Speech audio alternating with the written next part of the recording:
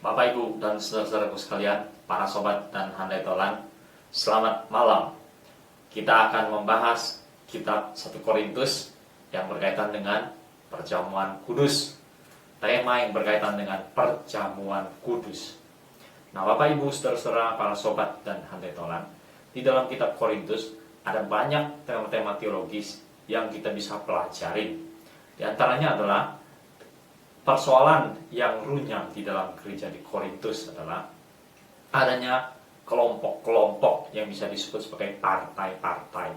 Di kalangan jemaat terbentuk kelompok-kelompok. Ada yang memihak Apolos, Paulus, Petrus, bahkan Kristus. Mereka terbagi-bagi menjadi partai, dengan demikian ada perpecahan dan pecah belah di antara mereka.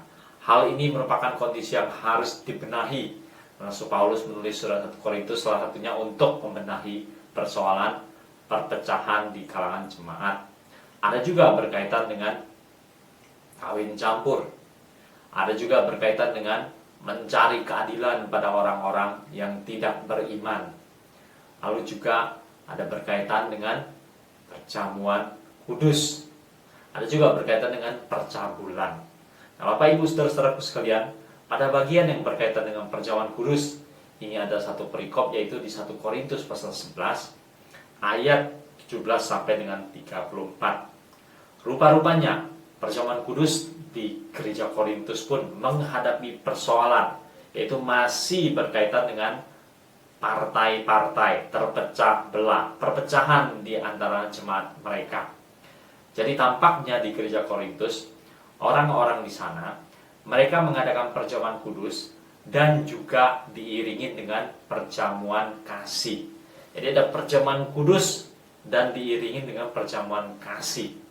Nah, dalam perjamuan kudus mereka makan roti, minum anggur, dan itu melambangkan tubuh Kristus, darah Kristus.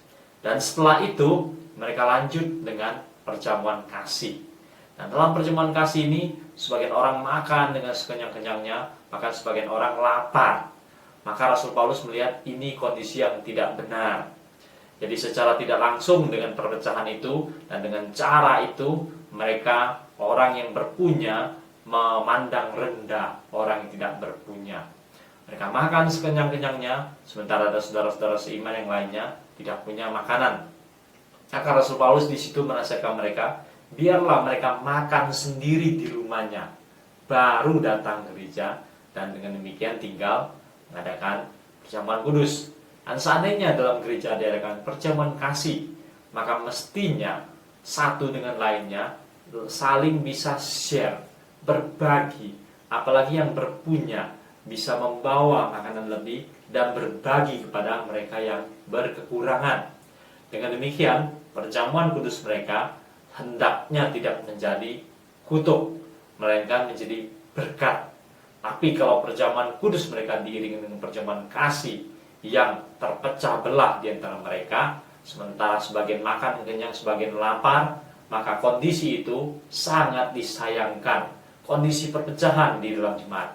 Nah, Rasul Paulus melalui pasal 11 ayat 7 sampai 17 sampai 34 hendak menasihati mereka, menerobos kondisi ini, memperbaiki, membenahi, supaya pelaksanaan perjamuan kudus mereka di Korintus itu bisa berlangsung dengan tertib, dengan benar, dengan lancar.